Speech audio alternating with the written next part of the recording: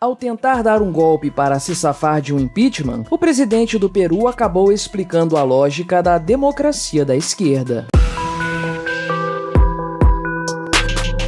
Este é o Visão Libertária, sua fonte de informações descentralizadas e distribuídas. Este artigo foi sugerido por Onça Vegana, escrito por Peter Turguniev, revisado por historiador libertário, narrado e produzido por mim, Quintessência. No dia 7 de dezembro de 2022, no início da tarde, o presidente peruano convocou a imprensa para um pronunciamento grave. Segundo ele, em paráfrase, o Congresso peruano estava impedindo o devido funcionamento do Estado ao não votar conforme ele queria e ao tentar pela terceira vez fazer o seu impeachment. Portanto, para salvar a democracia no Peru, seriam necessárias medidas extremas. Ele determinava que o Congresso seria dissolvido. Então, ele convocaria novas eleições para o Congresso o mais rápido possível e faria uma nova Constituição para garantir a governabilidade. Adicionalmente, seria feita uma reforma no Judiciário. Ele ainda estava decretando toque de recolher efetivo a partir das 10 horas da noite e a obrigatoriedade de todos os civis entregarem suas armas em 72 horas. O discurso de Castilho não foi bem recebido pelo Congresso e pela mídia peruana, felizmente. Com muita justiça, classificaram a atitude dele como um golpe, o que evidentemente é. Ele agiu totalmente fora da Constituição peruana e ainda por cima disse explicitamente que estava estabelecendo um regime de exceção. O Congresso imediatamente falou que iria ignorar a ordem presidencial e manter a votação do impeachment de Castilho, que estava marcada para hoje. Com um golpe dado, o impeachment acabou sendo aprovado pela esmagadora maioria do Congresso. Mesmo a base de apoio de Castilho no Congresso ficou indignada com o golpe e a vacância da presidência acabou aprovada por quase unanimidade. Apenas 2 deputados votaram contra. Os ministros de Castilho também não quiseram se associar ao golpe e a maior parte do gabinete pediu renúncia, deixando ele totalmente isolado politicamente. Mas isso não quer dizer muita coisa. Se ele estivesse isolado, mas conseguisse valer o seu golpe, ele controlaria tudo. A situação, portanto, no meio da tarde do dia era a seguinte: o presidente dissolveu o Congresso e o Congresso retirou o presidente. Quem iria ganhar essa queda de braço? Como é tradicional numa situação de golpe e anormalidade jurídica, ganha quem tem a força. No caso, as Forças Armadas peruanas e a Polícia peruana. Isso foi resolvido em 2 declarações de militares. Primeiro, o ministro da Defesa de Castilho pediu demissão também, deixando claro que não iria apoiar o movimento do presidente. Logo em seguida, as Forças Armadas peruanas emitiram um comunicado avisando que não iriam obedecer o presidente em um regime de exceção. Consequentemente, Castilho percebeu que não teria apoio de ninguém e foi aconselhado por assessores a tentar asilo político. Em determinado momento, parece que ele tentou chegar na Embaixada do México em Lima, mas a população do Peru foi em massa para a embaixada com o objetivo de impedir que ele chegasse lá. Não se sabe de onde partiu a ordem de prisão do presidente, mas ele sequer chegou perto da embaixada mexicana. Acabou sendo preso logo na saída do Palácio Presidencial. No final da tarde, a vice-presidente Dina Boluarte foi empossada no Congresso como nova presidente do Peru. Ela deixou claro que não tinha nenhuma ligação com a tentativa golpista do presidente. Emergiram imagens, no fim do dia, de Castilho detido em um prédio da polícia peruana. Acabou assim, em poucas horas e com resultados desastrosos, mais uma tentativa de golpe da esquerda latino-americana, um de tantos registrados ao longo dos anos. E aqui cabe analisar as muitas lições deste episódio. Sim, existem muitas lições a serem aprendidas, principalmente aqui no Brasil, que tudo indica irá enfrentar um governo similar no ano que vem. Um governo de esquerda, com um Congresso de direita e muitos pedidos de impeachment. A primeira lição importante a se ter aqui é que a esquerda adora vestir a fantasia de democrata. Aqui no Brasil, durante as eleições, por várias vezes, os esquerdistas do PT escreveram cartas pela democracia, apelos à democracia, e se colocaram como a única alternativa democrática. Chega a ser curioso o fato de que a campanha da esquerda, na eleição do Peru em 2021, o principal slogan de campanha de Pedro Castilho, consistia principalmente em acusar a adversária, a centro-direitista Keiko Fujimori, de que ela era autoritária e iria dar um golpe e dissolver o Congresso. Ah, a ironia! Mas essa ideia da esquerda democrática é pura invenção. A esquerda, pelo menos a esquerda latino-americana, inclusive aqui aqui no Brasil nunca foi democrática. Ela sempre usou a democracia para chegar ao poder e nada além disso. Lula e a esquerda brasileira, que adoram dizer que lutaram pela democracia durante a ditadura militar, se esquecem que não. Ao contrário, lutavam apenas pela ditadura do outro lado. Nunca foram a favor de democracia nenhuma, a não ser quando passaram a ver a democracia como uma forma de tomar o poder, a partir da destruição das muitas tentativas de revolução armada na década de 1970. A esquerda nunca foi e nunca será democrática pela sua própria natureza. O socialismo prevê um Estado cada vez maior e, naturalmente, impede tentativas de diminuir o tamanho do Estado. De fato, a principal crítica da esquerda a Bolsonaro nas eleições deste ano de 2022 é que ele iria dar um golpe, que ele era autoritário, sendo que em todo o governo dele nunca houve esse tipo de movimento. Ao contrário, Bolsonaro se comportou como um verdadeiro democrata. Mas isso é apenas a lição mais óbvia. Um outro patamar de entendimento pode ser visto com a imprensa brasileira e de outros países latino-americanos, tentando conciliar a imagem de esquerda democrática com o que aconteceu no Peru. O presidente do México, Andrés López Obrador, disse que o que aconteceu hoje foi que a elite peruana colocou o pobre Pedro Castillo numa posição que ele só tinha a opção de dar um golpe, e fizeram isso de propósito para tirar ele do poder, esquecendo de colocar nessa equação que ninguém obrigou Castillo a dar o golpe. Ele já tinha sofrido 2 outras tentativas de impeachment e conseguiu revertê-las no Congresso. Provavelmente, se não tivesse feito a besteira hoje, teria pelo menos a chance de reverter novamente. Mais engraçado ainda foi a tentativa da esquerda brasileira de reescrever a história. Primeiro, tentaram vender a ideia de dissolução do Congresso como algo normal. Um artigo no G1 dizia que no Peru era direito do presidente dissolver o Congresso. Em nenhum momento do dia, a Globo, G1, Globo News, nenhum canal da emissora falou em golpe. Era um movimento do presidente contra o Congresso, não um golpe. Lógico que se Bolsonaro fizesse 10% disso, seria uma gritaria de golpe infindável, mas a esquerda pode. Finalmente, quando ficou claro para todo mundo que ninguém aceitaria o golpe de Castillo, a Globo mudou o discurso. A Globo News, que comemorou a vitória do candidato da esquerda Pedro Castillo nas eleições de 2021, passou a classificar Castillo como um candidato conservador nos costumes, imediatamente após a tentativa de golpe. PT e Lula, que felicitaram Castillo por sua eleição e que tiveram sua eleição felicitada por Castillo, sequer se pronunciaram. É como se, de repente, Castillo passasse a ser de direita. Até a Wikipédia brasileira sobre Castillo foi alterada. Olha só, tendo a Globo como fonte, para indicar que o Castillo não era de esquerda. Ele agora é conservador. Pior do que a fantasia de se dizer de esquerda democrata é deixar evidente que, além de golpista, a esquerda latino-americana é completamente orwelliana, querendo reescrever a história passada. Mas o curioso é pensar, será que a esquerda não sabia que seria pega nessa manipulação orwelliana do passado? O brasileiro tem memória curta, é fato, mas eles acharam que não iriam se lembrar da comemoração da esquerda no ano passado com a eleição de Castillo? Como pode isso? E a resposta é simples, eles continuam fazendo isso simplesmente porque estão acostumados e sempre funcionou. Eles fizeram isso durante décadas e décadas, e você nunca percebeu, porque sem a informação abundante e descentralizada na internet, ninguém percebia isso. Dezenas de vezes você foi levado a mudar sua visão sobre o passado e sequer se lembra disso, porque, bem, todos nós enfrentamos batalhas todo dia. Ninguém tem tempo de ficar recorrendo ao passado para lembrar quem era de esquerda, quem era de direita, e como só havia uma fonte de informação, você era manipulado e nem se dava conta disso. O que mudou foi só isso. Eles tentam, mas cada vez menos gente é manipulada nos esquemas da narrativa socialista. Mas tem outras mensagens importantes também para o ano que vem. Lula vai governar com um Congresso hostil às suas ideias radicais. É o que todos nós esperamos. Ele vai conseguir passar poucas leis e vai ter um controle restrito. E se fizer qualquer deslize, terá rapidamente um pedido de impeachment. Todos os brasileiros vão buscar isso de forma incessante a partir do dia 1º de janeiro. Se passou pela cabeça de Lula a ideia de dar um golpe como Castillo fez, dizendo que o Congresso não está permitindo que ele governe, que está prejudicando a democracia, entre aspas, e por isso ele precisa dissolver o Congresso, fica o recado. Isso vai levar apenas ao retorno dele ao lugar de onde nunca deveria ter saído: